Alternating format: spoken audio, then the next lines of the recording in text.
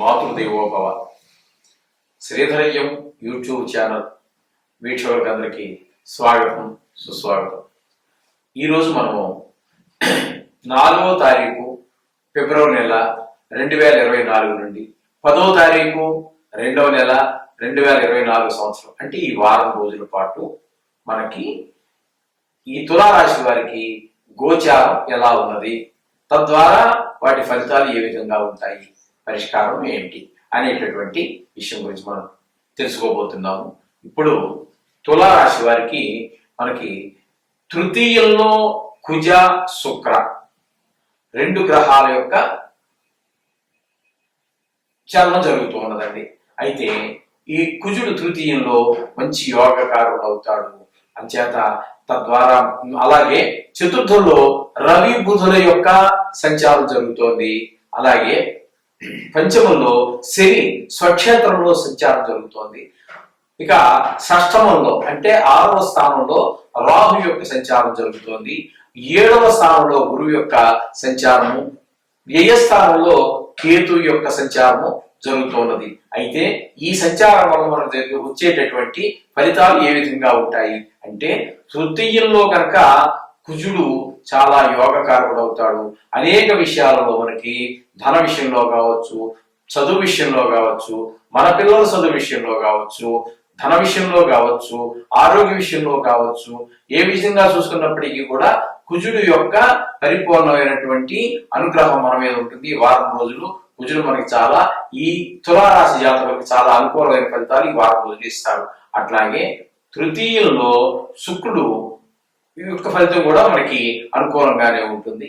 అక్కడి నుంచి చతుర్థంలోకి వెళుతున్నారు ఆయన 2 రోజుల తర్వాత. అంటే మిగతా 5 రోజులు మనకి ఇంచుమించుగా మనకి మకరంలోకి అంటే చతుర్థ స్థానంలోకి వెళుతున్నారు. అక్కడికి వెళ్ళినప్పుడు కూడా మనకి తృతీయ చతుర్థ స్థానాలలో కూడా శుక్రుడు మనకు అనుకూలమైనటువంటి ఫలితాలు ఇస్తున్నారు. అలాగే ఇకపోతే చతుర్థంలో రవి బుధుల యొక్క సంచారం జరుగుతోందండి. రవి బుధుల యొక్క సంచారం వల్ల రవి యొక్క సంచారం మనకి ఈ తులారాశి వారికి అనుకూలమైనటువంటి ఫలితాలు ఇవ్వజాలదు. అంచేత ఆ రవి మనకి ఏ విషయాల్లో కొంచెం ఇబ్బందులు కలిగజేస్తారు అని అనుకున్నట్టయితే, ఒక సుఖాలు కలిగేటటువంటి విషయాల్లో కావచ్చు, లేదా ఆరోగ్యకారకుడు కాబట్టి ఆయన ఆరోగ్య విషయంలో కావచ్చు, అలాగే కొంచెం మనకి కుటుంబ వ్యవహారాల్లో ఆ విధమైనటువంటి సౌఖ్యాల విషయంలో అనేక రకాలైనటువంటి చిన్న చిన్న విషయాల్లో ఆయన కొంచెం ఇబ్బందులు కలిగించేటటువంటి పరిస్థితి ఉన్నది. అలాగే చతుర్థంలో ఆయనతో పాటుగానే బుధుని యొక్క సంచారం కూడా జరుగుతోంది. బుధుడు మనకి చతుర్థంలో చక్కగా మనకి సహాయ సహకారాలు అందిస్తూ ఉంటారు. మన ఆలోచన విధానం కానీ, లేకపోతే వ్యాపార విషయాల్లో కానీ అన్ని ముందుకు వెళ్ళే అవకాశం ఉంటుంది. వ్యాపారం కావచ్చు, ఉద్యోగం కావచ్చు, ముందుకు వెళ్ళేటువంటి అవకాశం ఉంటుందమ్మా. ఇకపోతే పంచమంలో శని యొక్క సంచారం జరుగుతోంది. పంచమంలో శని స్వక్షేత్రంలో ఉన్నాడు కాబట్టి పంచమ క్షేత్రం యొక్క ప్రభావం వల్ల ఏ కొద్దిపాటి నుంచో మనకు ప్రతికూలమైన ఫలితాలు లభించినప్పటికీ స్వక్షేత్రం మూలాన సాధ్యమైనంత వరకు మనకి సుఫలితాలు అందించేటటువంటి అవకాశమే ఉంటుంది. పంచమ స్థానం కాబట్టి పిల్లలు చదువుకోవడం విషయంలో కావచ్చు, ఈ జాతకులు తులారాజ్యాలుగులే కనుక స్టూడెంట్స్ గా ఉన్నట్టయితే చదువు విషయంలో వాళ్ళకి కొంచెం ముందుకు వెళ్ళే అవకాశం ఉంటుంది. మన పిల్లలకైతే పిల్లల విషయంలో కూడా కొంచెం చదువు విషయం కావాలి ముందుకు వెళ్ళే అవకాశం ఉంటుంది. అలాగే మిగతా విషయాలు అన్ని విషయాల్లో కూడా పూర్వపుణ్యం కాబట్టి ముందుకు వెళ్ళే అవకాశం ఉంటుంది. అట్లాగే షష్టమంలో రాహు కనుక మనం తీసుకున్నట్టయితే చాలా యోగకారకులు అవుతాడండి. మనకి రుణ బాధలు వాటి నుంచి తప్పించుకునే అవకాశం ఉంటుంది. కోర్టు వ్యవహారాలు ఉన్నట్టయితే వాటి నుంచి కూడా బయటపడే మనకు అవకాశం ఉంటుంది. అదే విధంగా సప్తమంలో గురు సంచారం జరుగుతుందండి. సప్తమంలో గురు సంచారం కూడా మనకి ఏ విధంగానూ కొంచెం అనుకూలమైనటువంటి పరిస్థితులు ఉండదు. మన ఇంట్లో మన భార్య పిల్లలు కావచ్చు, వాళ్ళకి మన మాట కావచ్చు, లేకపోతే ఏ విధంగానూ మనకి సహాయ సహకారం, అలాగే ధన విషయంలో కూడా కొంత వెనకబాటుదనం కనిపించే అవకాశం ఉంటుంది. అట్లాగే వ్యయస్థానంలో కేతు ఉన్నారండి. వ్యయస్థానంలో కేతు కూడా మనకి అంత శుభఫలితాలను ఇవ్వజాలరు.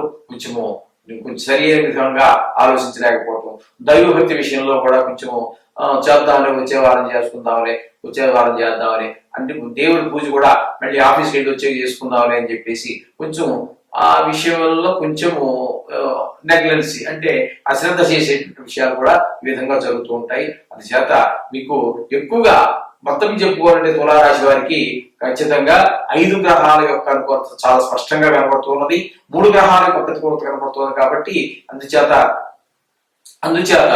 మనకి తులారాశి వారికి మొత్తం మీద ఈ వారంలో చాలా శుభపరిణాలు కనబడతాయండి. దీనిలో అతిశయక్తి చెప్పేసి వారికి ఏదో లక్షల కోట్లు వస్తాయని చెప్పుకోవాల్సిన పని లేదు.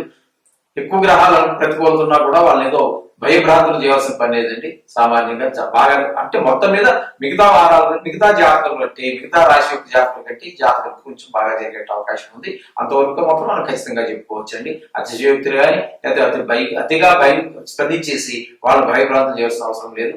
మనం చెప్పుకున్నట్టుగానే మనం ఆ రెమెడీ నవగ్రహ మంత్రాలు చెప్పుకొని దేవుడు ప్రార్థించండి, అంతా శుభం జరుగుతుంది. శుభం భూయా. 4వ తారీఖు ఫిబ్రవరి నెల 2024 నుండి 10వ తారీఖు ఫిబ్రవరి నెల 2024 వరకు మిథున రాశి వారికి ఈ వారం యొక్క గోచార ఫలితాలు ఎలా ఉన్నాయి, ఎక్కడెక్కడ గ్రహాలు చలనం జరుగుతోంది, తద్వారా వారికి లభించేటటువంటి ఫలితం ఏ విధంగా ఉంటుంది, ఏ రంగాల్లో వారు తగిన జాగ్రత్తలు తీసుకోవాలి, ఏ రంగాల్లో తగినటువంటి మామూలుగా ఉండవచ్చు అనేటటువంటి ఫలితం గ్రహాలు అనుకూలిస్తున్నాయి అనేటువంటి విషయాన్ని తెలుసుకునేటువంటి ప్రయత్నం చేద్దాము. ఇప్పుడు ముఖ్యంగా మిథున రాశి వారికి చతుర్థంలో కేతు యొక్క సంచారం జరుగుతోందండి. చతుర్థంలో కేతు సంచారం జరుగుతోంది. సప్తమంలో కుజ శుక్రుల యొక్క సంచారం జరుగుతోంది. అయితే మధ్యలోనే ఆయన కుజుడు ధనురాశిలో నుంచి సప్తమంలో నుంచి అష్టమ మకరంలోనికి ప్రవేశించినప్పటికీ కూడా 2 చోట్ల కూడా మనకి ఏ విధమైనటువంటి శుభపరిణామాలు ఇవ్వజాలరు. 2 దగ్గర కూడా ఇంచుమించుగా మనకి అనుకూలత లేనటువంటి విధంగానే ప్రవర్తిస్తూ ఉంటారు ఆయన. ఇకపోతే శుక్రుడు మనకి సప్తమంలో సంచారం జరుగుతోందండి. సప్తమంలో సంచారం కూడా మనకి అంత అనుకూలమైనటువంటి ఫలితాలు ఏమి ఇవ్వజాలదు. ఇకపోతే అష్టమంలో రవి బుధుల యొక్క సంచారం జరుగుతోంది. అష్టమంలో రవి బుధుల యొక్క సంచారం జరగటం కూడా శుభపరిణామాలు ఏమి ఇవ్వజాలదండి. రవి గాని బుధి సంచారం మనకి శుభఫలితాలు ఇవ్వజాలదు. ఆయనతో ఉన్నటువంటి బుధులు కూడా మనకి ఏ విధమైనటువంటి శుభపరిణామాలు ఇవ్వజాలరు. అందుచేత భాగ్యం దగ్గరికి వచ్చినట్టయితే శని స్వక్షేత్రంలో ఉన్నారు. అయితే 9వ స్థానం అంత అనుకూలం కాకపోయినప్పటికీ స్వక్షేత్రం మూలాన సాధ్యమైనంత వరకు ఆయన సుఫలితాలు ఇస్తారు. ఒక కొద్దిపాటి స్థాన బలం ఉంటుంది. అదే ఆ 9వ స్థానం అనేటటువంటిది ఉంది కాబట్టి దాని యొక్క ప్రభావం వల్ల చిన్నపాటి ఇబ్బందులు కలిగజేస్తూ ఉంటారు భాగ్య విషయంలో. ఇక రాహువులు కనుక మనం తీసుకున్నట్టయితే దశమ స్థానంలో రాహు సంచారం జరుగుతోందండి. దశమంలో ఏకాదశంలో గురు సంచారం జరుగుతోంది. ఇప్పుడు ఈ సంచారం ఈ విధంగా ఉంది. ఇప్పుడు మనం మనకి ఇచ్చేటువంటి ఫలితాలు ఏమిటి అని మనం చూసుకున్నట్టయితే మనకి చతుర్థంలో కేతు సంచారం వల్ల మనకి విద్య విషయంలో కానీ పిల్లల విద్య మన పిల్లలు ఇంకా చదువుకుంటూ ఉన్నట్లయితే వారి విషయంలో కానీ ఆ రాశి వారికి కానీ కేతు సంచారం వారికి అంత శుభఫలితాన్ని మిథున రాశి వారికి కేతు సంచారం చతుర్థంలో జరగటం, చదువు కొంచెం నెగ్లెక్ట్ చేయటము, ఈ విధంగా భూ విషయాల్లో గృహ విషయాల్లో కొంచెము అశ్రద్ధ చూపించటము, ఇట్లాంటి కార్యక్రమాలన్నీ కూడా మనకి జరుగుతూ ఉంటాయి. అలాగే సప్తమంలో మనకి ఈ కుజ శుక్ర సంచారం జరుగుతోందండి. కుజుడు 6వ తారీఖున మళ్ళీ మకరంలో పెడతారు. అయినా ఎక్కడికి వెళ్ళినా కూడా 6లో 7లో ఉన్నప్పటికీ 8లో ఉన్నప్పటికీ కూడా కుజుడి యొక్క మనకి సహకారాలు ఉండవు. అట్లాగే కుటుంబ విషయంలోనూ కొంచెము భార్య పిల్లలతో కొంచెం కటువుగా మాట్లాడటం అని ఈ విధమైనటువంటి తద్వారా కొంచెము మంచి విషయాలు భార్య బిడ్డలతో కొంచెం సఖ్యత లేకపోవటము, ఈ విధంగా మీరు మాట్లాడే మాట ద్వారా వాడు కొంచెము నొచ్చుకోవటము, ఇట్లాంటి లేకపోతే వాడు మాట్లాడటం ద్వారా మీరు నొచ్చుకోవటము, ఇట్లాంటివన్నీ జరుగుతూ ఉంటాయి. అదే విధమైనట్టుగానే శుక్రుడు కూడా మనకి వివాహకారకుడు కాబట్టి మామూలుగా ఆయన 7వ స్థానంలో ఉండడం, దాని వల్ల కూడా మనకి కుటుంబ స్థానంలోనూ అదే భార్యా బిడ్డలతో కొంచెం మాట కట్టుతాము, వాళ్ళతో కూడా మన మాట వాళ్ళకి పొసగకపోవటము, వారి మాట మనకి పొసగకపోవటము, ఈ విధమైనటువంటి కాకుండా మనకి శుక్రుడు వల్ల లభించేటటువంటి సౌకర్యాలు ఏవైతే ఉన్నాయో అవి కూడా మనకి సుఫలితాలు ఇవ్వజాలవు. ఇక అష్టమంలో రవి బుధులు ఉన్నారు, అది కొంచెం మనకి కొంచెం ఆరోగ్య విషయంలో వాటిలో కొంచెం ఇబ్బంది పెట్టేటటువంటి అవకాశం ఉంది. రవి అంతే. మన బుద్ధుడు ఏంటంటే మనకి జ్ఞానం సరిగా, మనం అన్ని తెలిసిన విషయాలే సరైన రీతిలో మనం ఆలోచించలేకపోవటం, ఇట్లాంటి పరిణామాలన్నీ మనకు జరుగుతూ ఉంటాయి.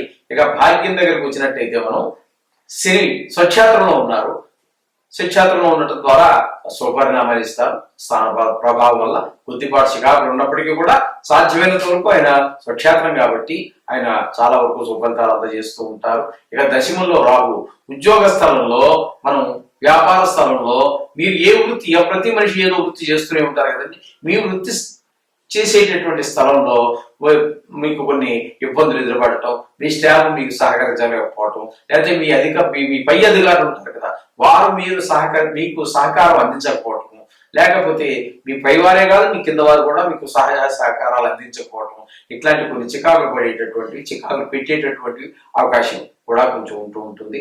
అలాగే ఏకాదశిలో మనకి గురు సంచారం జరుగుతుందండి.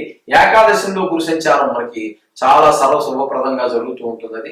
దానివల్ల మనకి లాభస్థానం కాబట్టి ధనం రావడంలో కానివ్వండి, మరి పిల్లలు చదువుల విషయాల్లో కానివ్వండి, భార్య మన మాట వినటంలో కానివ్వండి, ఎవరు చేసే వారు పని చేస్తుంటారు. ఇందాక ఆయన మీకు భార్య విషయంలోనే, కుటుంబ విషయంలో కొన్ని చికాకులు కలుగుతాయన్నారు కదా, ఇప్పుడు మళ్ళీ కుటుంబ విషయంలో వాళ్ళు చేసే పని వాళ్ళు చేస్తూ ఉంటారు, వీరు చేసేటటువంటి పని గురువుగా చేస్తూ ఉంటారు. ఈ విధంగా లాభస్థానంలో ఉండటం వల్ల కొంచెం ధనానికి కొంచెం లోటు లేకపోవటము, లేకపోతే ఎవరు చేసే పని వాళ్ళు చేస్తుంటారు కాబట్టి ఈ గురువు గారు లాభస్థానంలో ఉండటం వల్ల ధన విషయంలోనే కాదు మిగతా అన్ని విషయాల్లోనూ, ఒక పిల్లలు మీ మాట వినటంలో కావచ్చు, భార్య మీ మాట వినటంలో కావచ్చు, మన విషయంలో కావచ్చు, లేదా మిథున రాశి వారు మీరే మిథున రాశి వారు అయినట్టయితే మీరు చదువు విషయంలో మరింత ప్రోత్సాహకరంగా చదవటము, మంచిగా చదవటం, మంచి మార్కులు రావటము, ఇట్లాంటివి అన్ని శుభపరిణామాలు ఇవ్వడానికి గురువు గారు సమర్థులవుతూ ఉంటారు. అందుచేత ఈ వారంలో మీరు ముఖ్యంగా 3 గ్రహాలు మనకి చాలా శుభ ఫలితాలు ఇస్తూ ఉన్నాయి. ఏంటంటే శుక్రుడు, గురువు, 2 చాలా అన్నిటికంటే కూడా మనకి శుభప్రదమైనటువంటి గ్రహాలు. అదే విధంగా శని కూడా స్వక్షేత్రంలో ఉన్న కారణంగా వీరికి ఏమాత్రం తీసుకోనేటువంటి విధంగా చక్కటి సుఫలితాలు అందజేస్తూ ఉంటారు. మిగతా గ్రహాలన్నీ కూడా కేతువు కానివ్వండి, కుజుడు కానివ్వండి, రవి కానివ్వండి, ఈ విధంగా వీరు మనకి శుభఫలితాలు యువజాలండి. అందుచేత ఏమీ కంగారు పడాల్సిన పని లేదు. మనం చెప్పుకుంటున్నట్టుగానే వీరు నవగ్రహ జపాలు చేసుకోండి, మీ దేవాన్ని ప్రార్థించండి. అంచేత ఈ 3 గ్రహాలు మనకి చక్కగా ఫలితాలు ఇవ్వడం ద్వారా మనకి మంచి ఫలితాలు ఉంటూ ఉంటాయి. అంచేత శోభం భూయాత్ ఈ విధంగా పనిచేసుకోండి. ఈ విధంగా చేసుకున్నట్టయితే ఈ వారం అంతా కూడా ఈ విధంగా జరుగుతూ ఉంటుంది. మీరు నవగ్రహ ప్రార్థన మాత్రం మానవాకండి, జాతకంతో సరి చూసుకోండి.